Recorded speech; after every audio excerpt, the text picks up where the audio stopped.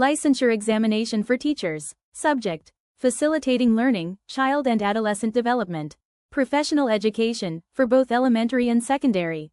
Topic: Theories of learning, e.g., behaviorism, cognitivism, constructivism.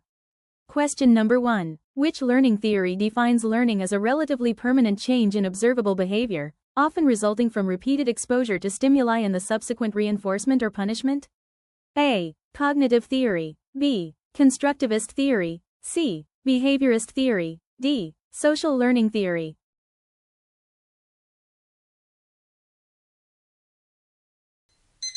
Correct answer: C. Behaviorist theory. Why C is correct? Behaviorism, pioneered by Pavlov, Watson, and Skinner, exclusively focuses on external, measurable behaviors. Learning is simply defined as a change in response due to environmental stimuli, conditioning and reinforcement, ignoring internal mental processes. Why the wrong answers are wrong? A. Cognitive theory focuses on internal mental processes, memory, perception, problem solving. B. Constructivist theory focuses on how learners actively build knowledge and meaning based on experience. D. Social learning theory. While having behavioral roots, it explicitly includes internal cognitive factors, like attention and motivation, and learning through observation. Edge knowledge. Think external and measurable. If the definition of learning centers on observable actions, stimuli, reinforcement, or conditioning, the answer is always behaviorism. It rejects the black box of the mind. Question number 2. A teacher rewards a student with a token whenever they raise their hand to speak instead of calling out. The teacher gradually reduces the frequency of the reward as the student consistently demonstrates the desired behavior. This technique is an application of B.F. Skinner's principle of A. Classical conditioning, B. Insight learning, C. Operant conditioning, D. Observational learning.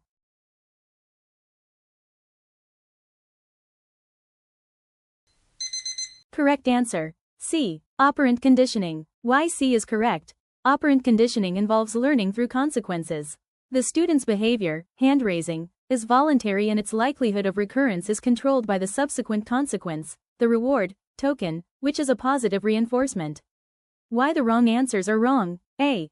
Classical conditioning involves involuntary, reflexive responses paired with a neutral stimulus, Pavlov's dogs. Hand raising is voluntary. B. Insight learning, a cognitive theory involving the sudden understanding of relationships, Gestalt. D. Observational learning, learning by watching and imitating a model, Bandura. Edge knowledge. Think consequences. If the behavior is voluntary, emitted, and is followed by a reward or punishment to change its frequency, the process is operant conditioning. Question number 3. In cognitive learning theory, which term refers to the process of relating new information to previously learned knowledge structures in a meaningful way? A. Rehearsal. B. Encoding. C. Elaboration. D. Generalization.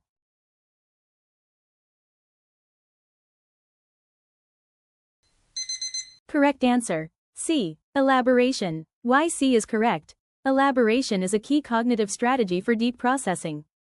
It involves actively building connections and associations between new concepts and existing knowledge, schema, through meaningful organization and analysis, which enhances retention.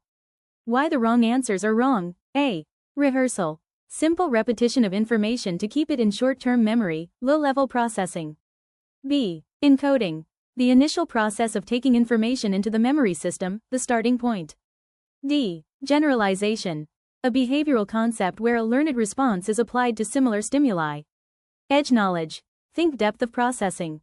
The key is relating, in a meaningful way. This deeper, connective process is precisely what elaboration does, moving information from short-term to long-term memory. Question number 4. A science teacher presents students with various materials, magnets, batteries, wires, and challenges them to discover how to light a small bulb without giving them direct instructions. This teaching strategy is most consistent with which tenet of constructivism? A. Learning as passive reception. B. Knowledge as transmitted facts. C. Learner as active constructor of knowledge. D. Importance of rote memorization.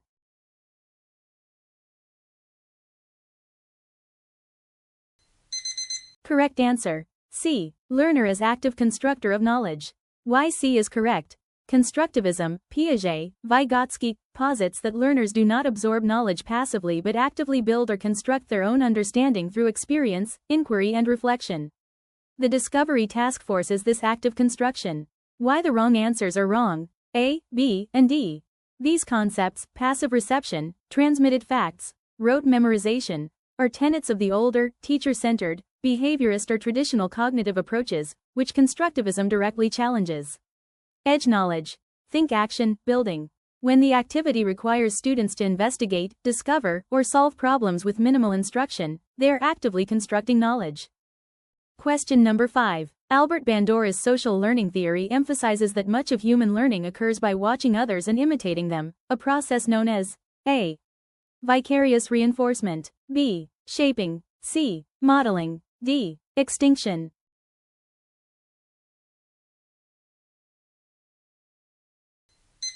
Correct answer: C. Modeling. Why C is correct?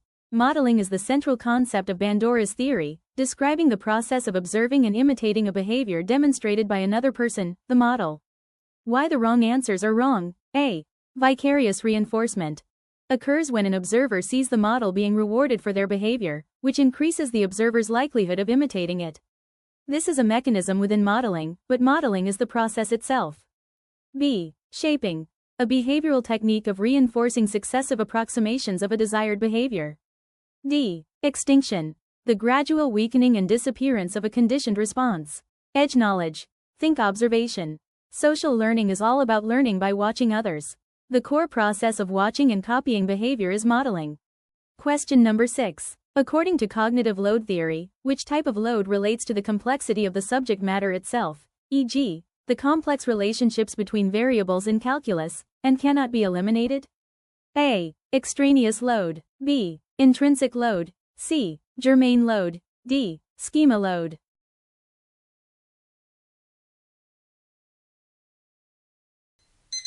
Correct answer: B. Intrinsic load. Why B is correct? Intrinsic load is the cognitive effort imposed by the inherent complexity of the content being learned and the number of elements that must be processed simultaneously. It is unavoidable and necessary for learning the concept. Why the wrong answers are wrong: A. Extraneous load. Cognitive effort that is unnecessary and caused by poor instructional design, e.g., cluttered slides. Teachers should minimize this. C. Germane load. The cognitive effort devoted to deep processing and schema construction, the good kind of load. Teachers should maximize this. D. Schema load. Not a standard term in the core theory, relates to using existing knowledge structures. Edge knowledge. Think inherent difficulty. Intrinsic means belonging naturally or essentially. The difficulty is inherent to the subject matter itself. Question number 7. A 5th grade student, Jose, can successfully complete multiplication problems when his teacher or an older classmate provides step-by-step guidance, but he struggles to complete the same problems independently. The gap between what Jose can do with help and what he can do alone is known as the A. Maturation gap. B. Zone of proximal development, ZPD. C. Operant range. D. Elaboration space.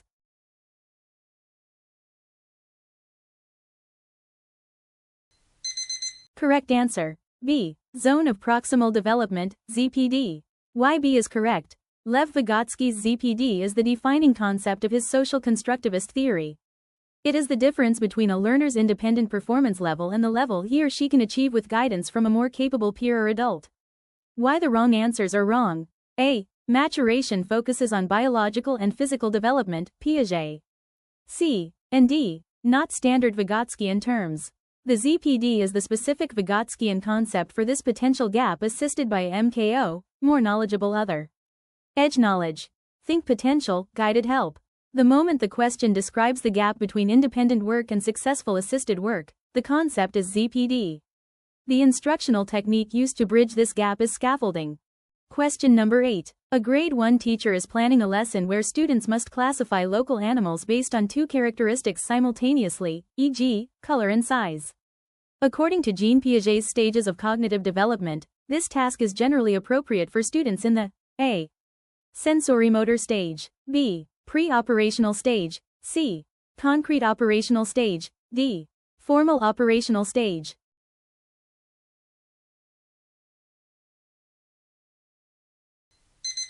Correct answer. C. Concrete operational stage. Why C is correct? The concrete operational stage, approximately ages 7 to 11, is when children develop logical thought and master key concepts like conservation, reversibility, and decentration, the ability to focus on multiple characteristics simultaneously for tasks like classification. Why the wrong answers are wrong? A and B. Sensorimotor, pre-operational. Children in these stages are generally limited by centration, meaning they can only focus on one characteristic at a time. D. Formal operational stage, requires abstract thought and hypothesis testing. Edge knowledge. Think logic and multiple focus. The ability to use logic on physical, tangible objects, like classification, is the hallmark of the concrete operational stage. Question number 9. In the process of observational learning, what is the crucial factor that determines whether the observed behavior will actually be performed by the observer? A. Retention, memory. B. Motivation, incentive. C. Attention, focus. D. Motor reproduction, ability.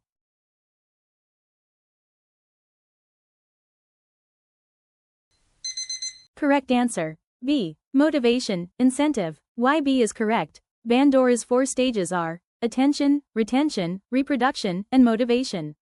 The first 3 are necessary for the acquisition of the skill, but motivation, the expected reward or punishment, is the crucial factor that determines the performance, whether the student chooses to do the behavior. Why the wrong answers are wrong? A, C, and D. These are necessary steps for acquiring the skill, but not the final determinant of whether the student is motivated to use the skill. Edge knowledge. Think willpower. The key is the difference between knowing the skill, A, C, D, and doing the skill, B. Motivation is the final step that moves learning from potential to performance. Question number 10. A teacher encourages her students to regularly ask themselves, what is the main point I am trying to learn here? And how does this new idea fit with what I already know? The teacher is primarily fostering the development of A.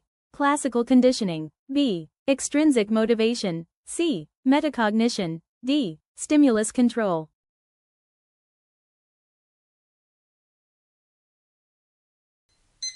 Correct answer. C. Metacognition. Why C is correct? Metacognition is defined as cognition about cognition or thinking about one's own thinking. Asking students to reflect on their learning goals and the process of connecting new and old knowledge are classic techniques for developing self-awareness and self-regulation of their cognitive processes. Why the wrong answers are wrong? A and D. These are behavioral terms dealing with external stimuli and responses, not internal self-reflection. B. Extrinsic motivation comes from external rewards, not internal questioning. Edge knowledge. Think self-monitoring. The moment the student is asked to monitor, reflect, or regulate their own thinking process, the concept is metacognition. If this video gave you an edge, sharpen that like button and subscribe to stay ahead.